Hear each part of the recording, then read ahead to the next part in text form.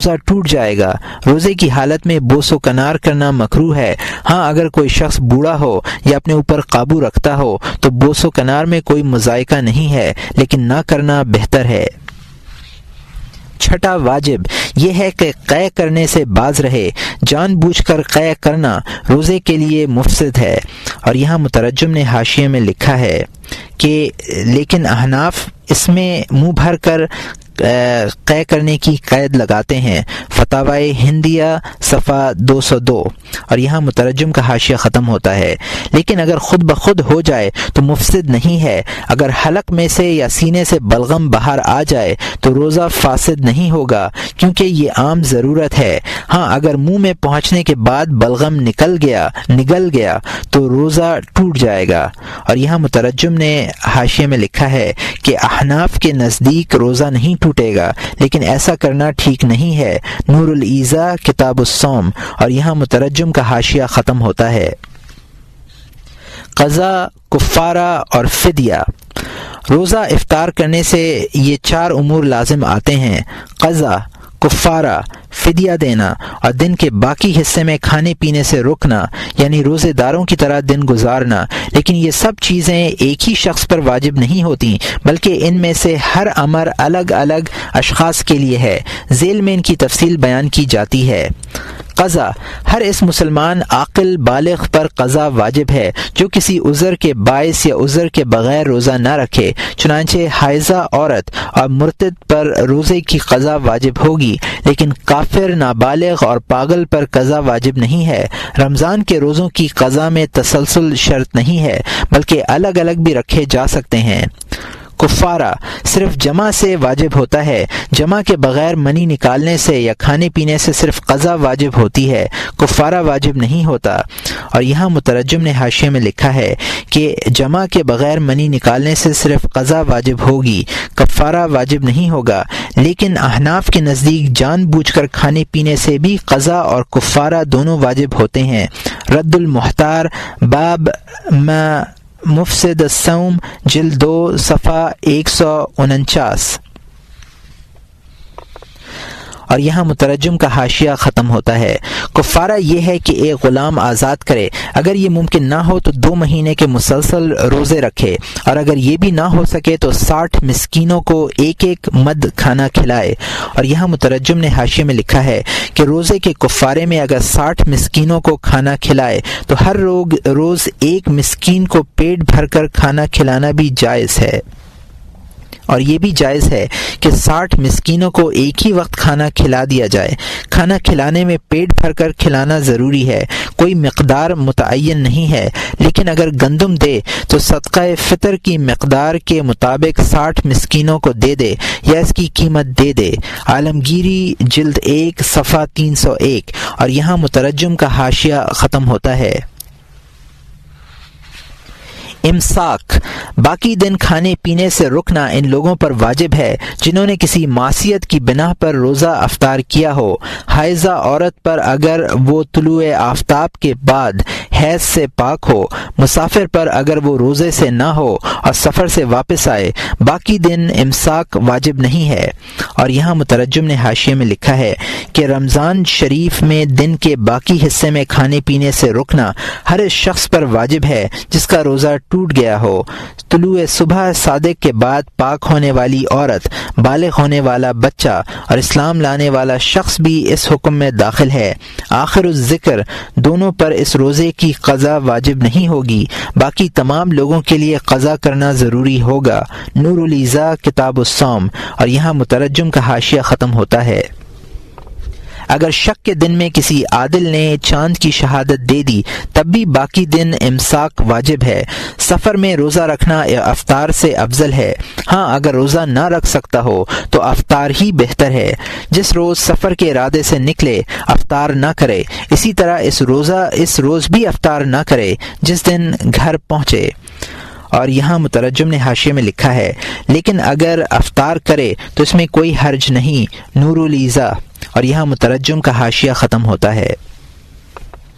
فدیہ، حاملہ اور دودھ پلانے والی عورتوں کے لیے فدیہ دینا جائز ہے، لیکن یہ اس وقت ہے جب وہ بچے کی ہلاکت کے خوف سے روزہ نہ رکھے۔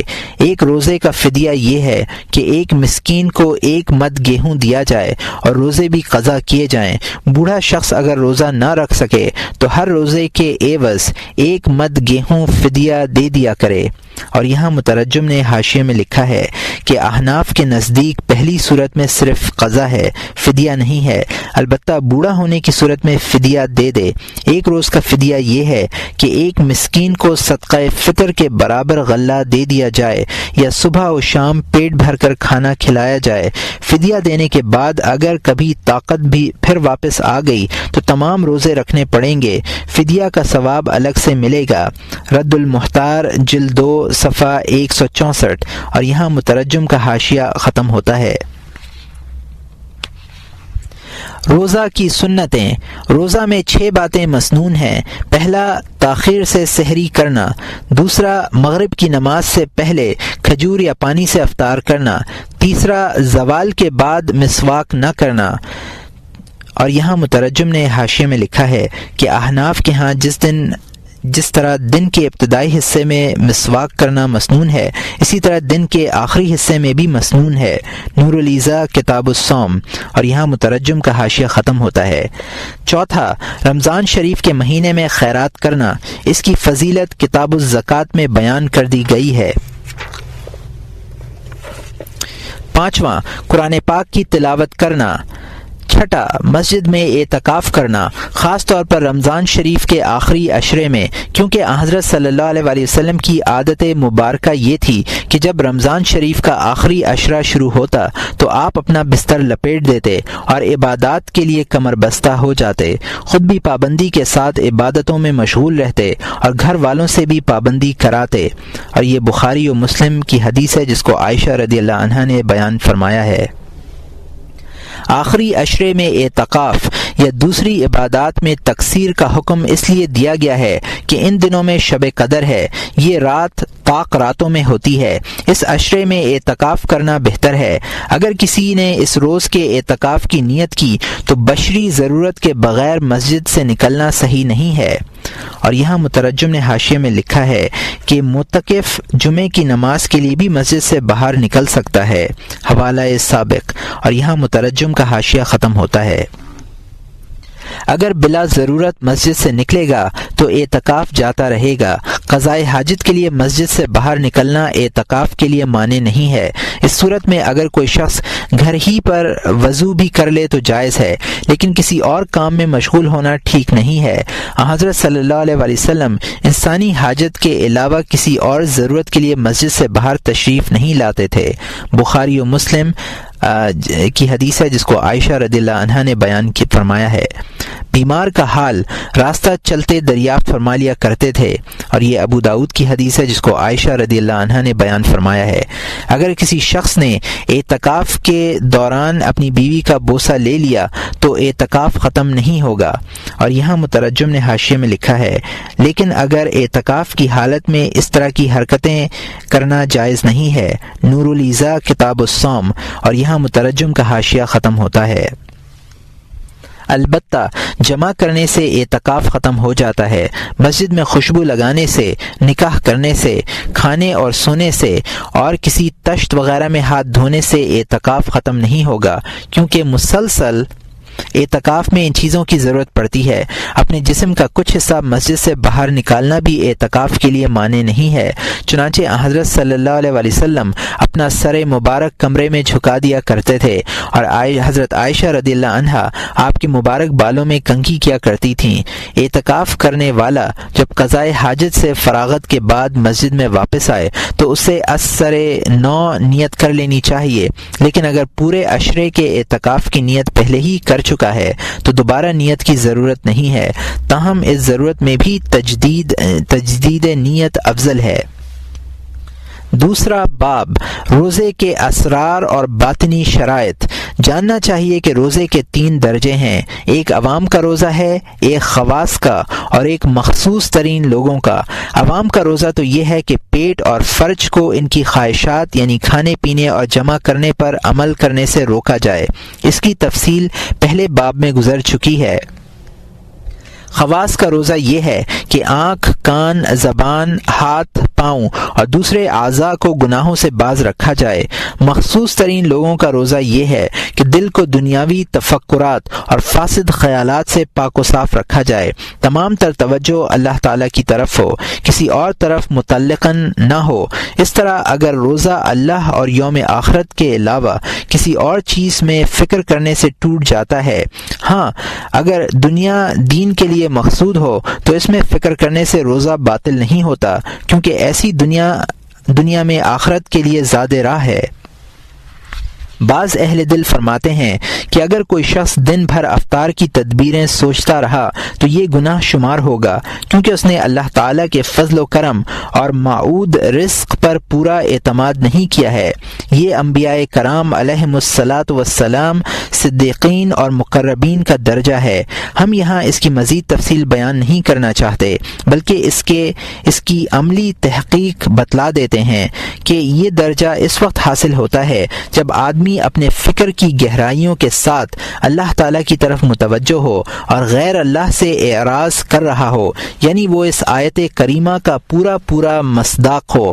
قل اللہ ثم ذرہم فی خوضہم یلعبون، پارہ نمبر 7، رکوع نمبر 17، آیت نمبر 91۔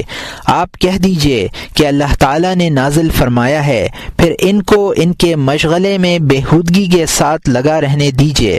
خواص یعنی نیک لوگوں کا روزہ یہ ہے کہ ان کے اعضاء گناہوں سے بچے رہیں۔ اس روزے کی تکمیل مندرجہ ذیل 6 امور پر عمل کرنے سے ہوتی ہے۔ اول یہ کہ نظریں نیچی رہیں، بری اور مکروہ چیزوں کی طرف التفات نہ ہو، ان چیزوں کو بھی دیکھنے سے گریز کیا جائے جن سے توجہ بنتی ہے اور خدا تعالی کی یاد سے غفلت پیدا ہوتی ہے۔ حضرت صلی اللہ علیہ وسلم ارشاد فرماتے ہیں، النظرۃ سہم مسموم من سہام ابلیس فمن ترکها خوفا من اللہ آتاہ اللہ عز وجل ایمانا یجد حلاوتہ فی قلبی۔ اور یہ حاکم کی حدیث ہے جس کو حذیفہ رضی اللہ تعالیٰ عنہ نے روایت فرمایا ہے۔ نگاہ ابلیس کے تیروں میں سے ایک زہر کا بجھا ہوا تیر ہے، جو شخص اللہ کے ڈر سے اسے چھوڑ دے گا، اللہ تعالیٰ اسے ایسا ایمان عطا کرے گا جس کی حلاوت وہ اپنے دل میں محسوس کرے گا۔ حضرت جابر رضی اللہ تعالیٰ عنہ حضرت صلی اللہ علیہ وسلم سے روایت کرتے ہیں، خمس یفطرن الصائم الکذب والغیب والنمیم والیمین الکاذب والنظر بشہوہ۔ 5 چیزیں روزے دار کا روزہ توڑ دیتی ہیں: جھوٹ، غیبت، چغل خوری، جھوٹی قسم اور شہوت سے دیکھنا۔ اور یہاں مترجم نے حاشیے میں لکھا ہے کہ ازدی نے یہ حدیث ضعفاء میں انس رضی اللہ تعالیٰ عنہ سے روایت کی ہے، احیاء میں حضرت جابر رضی اللہ تعالیٰ عنہ سے مروی ہونا صحیح نہیں ہے۔ اور یہاں مترجم کا حاشیہ ختم ہوتا ہے۔ دوم یہ ہے کہ زبان کو یاوہ گوئی، جھوٹ، غیبت، چغل خوری اور فحش گوئی سے محفوظ رکھا جائے۔ کوئی ایسی بات نہ ہو جسے ظلم کہا جائے یا جس سے جھگڑا پیدا ہو یا کسی دوسرے کی بات کٹے۔ زبان کا روزہ یہ ہے کہ اللہ تعالیٰ کا ذکر اور قرآن کریم کی تلاوت جاری رہے اور کوئی غلط بات زبان سے نہ نکلے۔ بشر ابن حارث حضرت سفیان الثوری کا یہ مقولہ نقل کرتے ہیں کہ غیبت روزے کو بیکار کر دیتی ہے۔ لیث رحمۃ اللہ علیہ حضرت مجاہد رحمۃ اللہ علیہ سے نقل کرتے ہیں کہ 2 عادتیں روزہ خراب کر دیتی ہیں، ایک غیبت اور دوسری جھوٹ۔ ارشاد نبوی صلی اللہ علیہ وآلہ وسلم ہے، انما الصوم جنہ فإذا كان أحدكم صائما فلا يرفث ولا يجهل وأنا أمر وقاتله أو شاتم فليقل إني سائم۔ یہ بخاری و مسلم کی حدیث ہے جس کو ابو ہریرہ رضی اللہ تعالیٰ عنہ نے روایت فرمایا ہے۔ روزہ ایک ڈھال ہے، اگر تم میں سے کوئی شخص روزے سے ہو تو وہ فحش گوئی نہ کرے اور نہ جہالت سے پیش آئے۔ اگر کوئی شخص اس سے لڑنے لگے یا گالم گلوچ کرنے لگے تو اس سے یہ کہہ دینا چاہیے کہ میں روزے سے ہوں، میں روزے سے ہوں۔ ایک روایت میں ہے کہ حضرت صلی اللہ علیہ وسلم کے زمانے میں 2 عورتوں نے روزہ رکھا۔ شام کے وقت انہیں اس قدر بھوک اور پیاس لگی کہ ہلاکت کے قریب ہو گئیں۔ انہوں نے حضرت صلی اللہ علیہ وسلم کی خدمت میں ایک شخص کو بھیج کر افطار کی اجازت چاہی۔ آپ نے ان کے پاس ایک پیالہ بھیجا اور قاصد کے ذریعے یہ کہلایا کہ جو کچھ تم نے کھایا پیا ہے اس پیالے میں قے کر دو۔ چنانچہ دونوں نے قے کی۔ وہ پیالہ تازہ خون اور تازہ گوشت سے بھر گیا۔ لوگوں کو پیالہ دیکھ کر بڑی حیرت ہوئی۔ حضرت صلی اللہ علیہ وسلم نے ارشاد فرمایا کہ ان دونوں عورتوں نے رزق حلال سے روزہ کیا تھا اور حرام چیز سے افطار کیا ہے۔ یہ دونوں عورتیں ایک جگہ بیٹھ کر لوگوں کی غیبت کر رہی تھیں، چنانچہ پیالے میں انہوں نے گوشت قے کیا ہے جو انہوں نے لوگوں کی غیبت کر کے کھایا تھا۔ اور یہاں مترجم نے حاشیے میں لکھا ہے کہ احمد عبید مولا رسول اللہ صلی اللہ علیہ وسلم فی روا مجہول، اور یہاں مترجم کا حاشیہ ختم ہوتا ہے۔ سوم یہ ہے کہ بری باتیں سننے میں کانوں کو مشغول نہ کرے۔ اس سلسلے میں یہ بات یاد رکھنی چاہیے کہ جس بات کا کہنا حرام ہے اس بات کا سننا بھی حرام ہے۔ چنانچہ قرآن پاک میں جھوٹی باتیں سننے والوں اور حرام خوروں کا ذکر ایک ہی جگہ کیا گیا ہے۔ ارشاد ہے سماعون للکذب الاکلون للسحت، پارہ نمبر 6 رکوع نمبر 10 آیت نمبر 42۔ یہ لوگ غلط بات سننے کے عادی ہیں، بڑے حرام کھانے والے ہیں۔ ایک جگہ ارشاد ہے لولا ينهاهم الربانيون والاحبار عن قولهم الاثم واكلهم السحت، پارہ نمبر 6 رکوع نمبر 13 آیت نمبر 63۔ ان کو مشائخ اور علماء گناہ کی بات کہنے سے اور حرام مال کھانے سے کیوں نہیں منع کرتے؟ اس سے معلوم ہوا کہ غیبت سن کر خاموش رہنا بھی حرام ہے۔ ارشاد خداوندی ہے انکم اذا مثلہم، پارہ نمبر 5 رکوع نمبر 71 آیت نمبر 140۔ اس حالت میں تم بھی انہی جیسے ہو جاؤ گے۔ اس لیے حضرت صلی اللہ علیہ وسلم نے ارشاد فرمایا المختاب والمستمع شریکان فی الاثم، اور یہ طبرانی کی حدیث ہے جس کو ابن عمر رضی اللہ تعالی عنہ نے روایت فرمایا ہے۔ غیبت کرنے والا اور سننے والا دونوں گناہ میں شریک ہیں۔ چہارم یہ ہے کہ ہاتھ پاؤں اور دوسرے اعضاء کو گناہوں سے باز رکھا جائے۔ افطار کے وقت اکل حلال کی پابندی کی جائے، حرام کے شبے سے بھی گریز کیا جائے، کیونکہ اس صورت میں روزی کے کوئی معنی نہیں کہ دن میں حلال کھانے سے رکا رہے اور جب افطار کرنے بیٹھے تو حرام رزق سے روزہ افطار کر لے۔ یہ روزہ دار اس شخص کی طرح ہے جو ایک محل تعمیر کرائے اور ایک شہر منہدم کر دے، اس لیے کہ حلال کھانے کی کثرت مضر ہوتی ہے اور روزہ کثرت کا ضرر ختم کرتا ہے۔ جو شخص بہت سے دوا کھانے کی ضرر سے ڈر کر زہر کھا لے تو یقیناً وہ شخص بے وقوف کہلانے کا مستحق ہے۔ حرام بھی ایک زہر ہے، جس طرح زہر جسم کے لیے مہلک ہے اسی طرح حرام رزق بھی دین کے لیے مہلک ہے۔ حرام کھانے کی مثال ایک دوا کی سی ہے جس کی کم مقدار مفید ہے اور زیادہ مقدار مضر ہے۔ روزے کا مقصد یہ ہے کہ حلال کھانا بھی کم کھایا جائے تاکہ مفید ہو۔ ایک روایت میں حضرت صلی اللہ علیہ وسلم سے یہ الفاظ منقول ہیں کم من صائم لیس له من صومه الا الجوع والعطش، اور یہ نسائی کی حدیث ہے جس کو ابن مسعود رضی اللہ تعالی عنہ نے روایت کیا ہے۔ بہت سے روزے دار ایسے ہیں جن کے روزے کا حاصل بھوک اور پیاس کے علاوہ کچھ بھی نہیں ہے۔ اس حدیث کی مختلف تفسیریں منقول ہیں۔ بعض حضرات کہتے ہیں اس سے مراد وہ شخص ہے جو حرام کھانے سے افطار کرے۔ بعض لوگوں کے نزدیک اس سے مراد وہ شخص ہے جو دن بھر حلال رزق سے رکا رہے اور لوگوں کے گوشت یعنی غیبت سے روزہ افطار کرے۔ بعض لوگ کہتے ہیں کہ وہ شخص مراد ہے جو اپنے اعضاء کو گناہوں سے نہ بچائے۔ پنجم یہ ہے کہ افطار کے وقت حلال رزق بھی اتنا نہ کھایا جائے کہ پیٹ پھول جائے۔ اللہ تعالیٰ کے نزدیک کوئی ظرف اتنا برا نہیں ہے جتنا برا وہ پیٹ ہے جو حلال رزق سے بھر دیا گیا ہو۔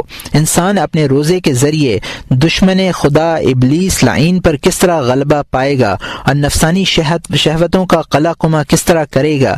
اگر دن بھر کی غذائی کمی کا تدارک افطار کے وقت کر لے گا، عام طور پر رمضان میں طرح طرح کے کھانے پکائے جاتے ہیں اور باقی دنوں کے مقابلے میں کھانوں کی زیادہ قسمیں دسترخوان پر ہوتی ہیں۔